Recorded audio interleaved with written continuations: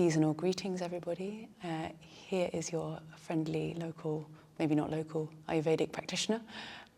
And I'm here with a guide to how to eat less at Christmas from an Ayurvedic perspective. So I feel quite passionate about this because it's something that I've worked on or looked into myself deeply over the years, and actually had the realization that the last years of Christmas have actually been quite good. Like I can't remember that feeling of being like overstuffed and miserable because of that. And so as a result, and it's something I used to really struggle with, not just at Christmas, but with in life generally. And so I felt called to share a few perspectives on how Ayurveda has helped this, and also a few of my own experiments, which have really, really kind of changed my approach to nourishing myself, and especially when there is a lot of food around, and it's kind of a very emotional issue around Christmas as well. And this kind of brings me to the first point, is that we're not really eating out of hunger these days, on the level that we won't starve really, and also on the level that we don't really listen to our hunger anymore. And so the very first tip is actually to start to listen to your hunger. Like, when are you hungry? When are you truly ready to digest and eat the food that is in front of you? And if we tune into this, it is also likely that we probably won't eat as much either if we're really listening, because we're feeding the hunger. It can be much, much easier said than done, but it's still very, very worth practicing, and sometimes even foregoing a little bit to find out. So even if you do feel a little hunger, like waiting a little bit and bearing it and seeing, like, maybe is there true hunger behind that? Or is there some other feeling or some other emotion that is there? And this is a whole topic in itself. But yeah, it's really also good to recognize the emotional triggers for eating as well. Sometimes anxiety is there, sometimes uncertainty, sometimes just a feeling of, unease, or like not being sure of yourself, which I guess is the same as uncertainty. But other times we could be depressed, or we could be in elevated states as well. But the more we kind of figure out or tune into our actual state of being in any given moment, we can eat and know what feeling that we are eating, because the food will generally compound that. It will kind of consolidate whatever we're feeling. So just an example, we eat when we're down, we eat the comfort foods, and that does comfort us, but it also helps to keep us feeling heavy, and if that makes sense, Other times we might be anxious, and then we eat out of anxiety, and this food that we eat, and probably the choices that we eat, might even serve to enhance that anxiety, but it won't quell it. It might temporarily do that. So tuning into what is your state of mind, and really avoid eating when angry. So if there's that Christmas argument, which has been known to be kind of traditional in some houses, then try to avoid eating whilst you're feeling bad in this scenario. So the other aspect of eating food when we're not really hungry is that we are not eating just food. We are eating love. We're eating the offering of our loved ones, of our mother, of our friend, of our family member, or anyone. Even if we're not eating, I guess we're not talking about restaurants here, but especially when there's kind of a lot with social gatherings. And it can be really, really hard to separate this, and that, of course you should partake, but again, the quality of attention will make a big difference. So if you're paying attention to what you're eating, and including that, whether it's love or not, whether you're kind of eating that emotion, and not feeling guilty when you don't eat too much of it either, or you select the right things that are good for you from that offering. And this can be really hard, but this is where the specific Ayurveda tips can really help. So how Ayurveda really helped me was because it helped me to figure out what foods were really the ones that nourish me, how they sit in the body, and it also taught me the feeling of being in balance and feeling good after eating foods.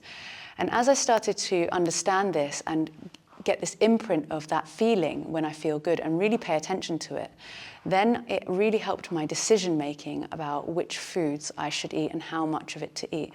And conversely to that as well, I also put a lot of attention and energy into feeling how it feels to feel bad without judgment. So that feeling when you've eaten just a bit too much, and it's like they say in Germany, a stone in your stomach, which it kind of fits in a way, and it's like a pain almost as well. And so what I did waste a lot of energy doing before was like feeling guilty about eating foods. And now instead, if that ever happens, because we're all human, and sometimes we aren't like able to just control our impulses all the time. And so, but if I feel that feeling, I do my absolute best to observe it very, very calmly and not jump on it with the judgment, and to just feel it and remember it, like, this is how it feels. A little bit like teaching a child not to put its hand in a fire. It's going to be effective 100 times if that child actually touches the fire. I'm not saying the health and safety, this video is not health and safety accredited, but you just know it intuitively.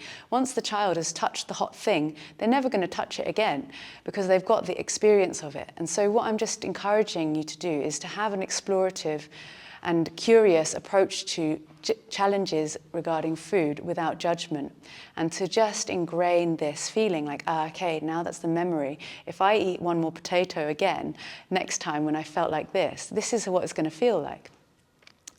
So that's the next tip on this.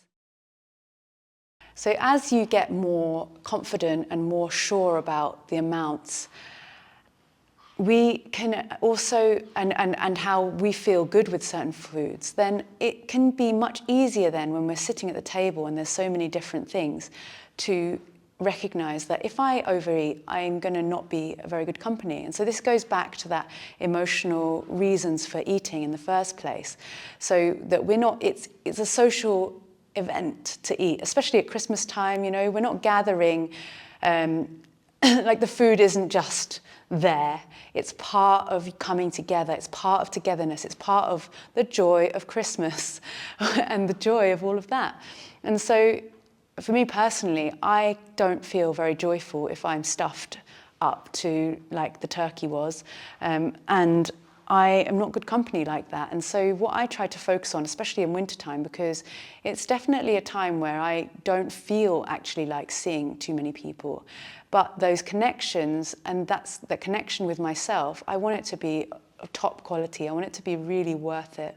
So I really try to connect with myself as much as possible. And then when I'm with others, to really be at my best. And that sometimes actually even means like taking some breaks out of the full social swing of things. And in other times, it's really taking care that I'm not overindulging and I'm not losing my awareness, because this will help me to actually enjoy myself and to be pleasant company, and that we're all going to have a much better time if I'm not dropping out because I feel unwell, which can really happen with certain foods. So brings me to the next point. So at Christmas, there tends to be and more these days, as our sense of food and nourishment does tend to get like a bit lost, like we have lost our traditional roots in many ways. And so if I look at a table full of food, I might see that there are a lot of different food combinations which are going to basically be really difficult for the stomach to digest. So in Ayurveda, there's a principle about incompatible foods. And this is, a good kind of strong example of this would be if you pour orange juice into milk, what's going to happen? It's going to curdle. And then, so if you put that in your stomach, it's not going to be really a nice thing to digest. And it's also going to create a lot of toxins in the body, which in Ayurveda we call ama. And so two of the basic ones in Ayurveda are not mixing fruit and dairy together. And the other ones are not putting too many different animal-sourced proteins together in one meal either. So just with this sense, it already makes it easier to make decisions, because then, you can you can select from the smorgasbord the things that might have a better combination and a better effect on your body. And the other thing about fruit as well, which should always have around 2 hours gap between any other foods that are eaten, is that it would be better basically to eat them before meals and in the mornings, rather than, which is becoming very, very common, I see it a lot, after a meal and then mixed with cream, which is going to just give stomachache. And even if you've got a strong digestion, if you're pitta dosha, you know, the effect is still going to be there, that it's not good for you. But especially if you're kapha, then really, really watch out for this. It will probably be a cause of not feeling good, and it might contribute to things like heartburn, etc. So next one is that. So the final one for me is something that's not necessarily Ayurveda, but it was something I kind of tried to invoke during my years as a doctor working in hospitals, but it was, in a way, it came at the same time as I started to look into Ayurveda. And this is recognizing what is food and what is not food.